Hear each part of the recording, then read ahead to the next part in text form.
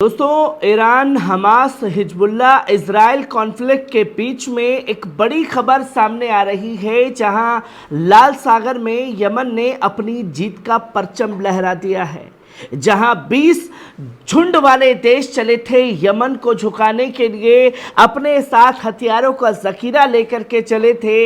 एक से बढ़कर एक जगह बम गिराने का, दागने का काम इन देशों द्वारा यमन के ऊपर किया जाता रहा, पर यमन जो है पीछे नहीं हटा। सुपर पावर अमेरिका को सुपर फ्लॉप कर दिया यमन ने लाल सागर में, और अपनी जीत का परचम लहरा दिया है। जहां भी झुंड वाले देशों का हिस्सा रहे जर्मनी ने एक बड़ा फैसला ले लिया, और ऐसे समय पर बड़ा फैसला लिया जब हर जगह से इजराइल और अमेरिका को जलालत का सामना करना पड़ रहा है, तो एक और जलालत इन देशों के ऊपर लग गई जो सिर्फ और सिर्फ गाजा के नरसंहार में शामिल होकर के इजराइल के आतंकवाद को बढ़ाने का काम कर रहे हैं। जहां जर्मनी की तरफ से यह फैसला लिया गया, जो 23 फरवरी 2024 को उसने अपनी युद्धपोत लाल सागर में तैनात की थी फ्रिगेट, उसे वापस ले लिया है। और ये साफ तौर पर कहा है कि हमारा ये मिशन सबसे ज्यादा अनसक्सेसफुल रहा। यमन के खिलाफ हम कोई भी बड़ी उपलब्धि जो है वो हासिल नहीं कर पाए, क्योंकि हम तो तैनात हुए थे यहां पर इसलिए कि जो वैश्विक व्यापार के जहाज़ों को निशाना बनाया जा रहा है यमन द्वारा, उसे बचा सके, पर हम उसे बचाने में नाकामयाब रहे। तो इसलिए हम लाल सागर से अपने फ्रिगेट जहाज को वापस बुला रहे हैं।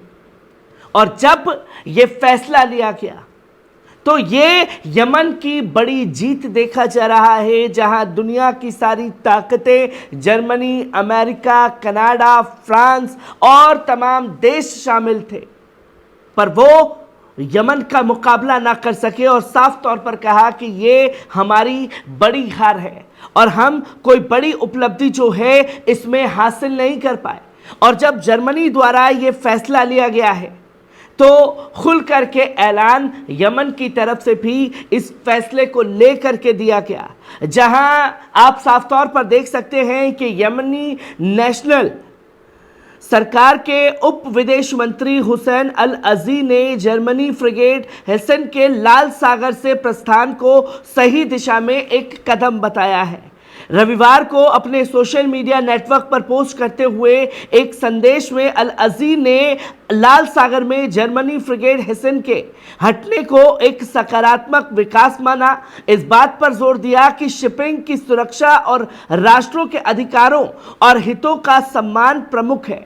सेना के लिए चिंताएं और अन्य देशों को यमन प्रति सम्मान रखना चाहिए, जहां उन्हें यह देखना चाहिए कि हमारा ये फैसला, हमारा ये कदम किसी और देश से दुश्मनी करना नहीं है, बल्कि इजराइल के आतंकवाद को गाजा के अंदर रोकने के लिए ये कदम जो है हमारे द्वारा उठाया गया है। जहां साफ तौर पर कहा गया कि दुनिया में किसी को भी हमसे दुश्मनी करने के लिए मजबूर नहीं किया गया है, और जो कोई भी ऐसा करेगा वे हमारे और खुद के बारे में बड़ी गलती करेगा।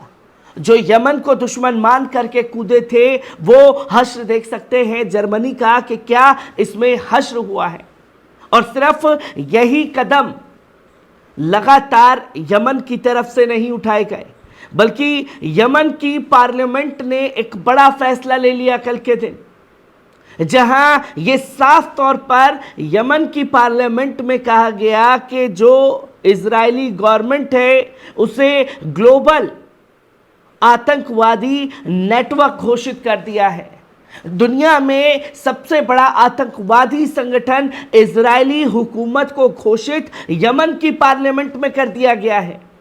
और ऐसे समय पर यह फैसला लिया गया है जब अमेरिका के पार्लियामेंट के अंदर हथियारों की सप्लाई देने का ऐलान किया जाता है इजराइल को, और उसी दौरान यमन की पार्लियामेंट में फैसला लिया जाता है कि ग्लोबल आतंकवादी संगठन बन चुकी है इजरायली हुकूमत। एक दुनिया भर के लोगों को और दुनिया भर के लोगों के गालों पर तमाचा जड़ने का काम यमन द्वारा कर दिया गया है और कई बड़े कदम जो हैं वो उठाए गए हैं।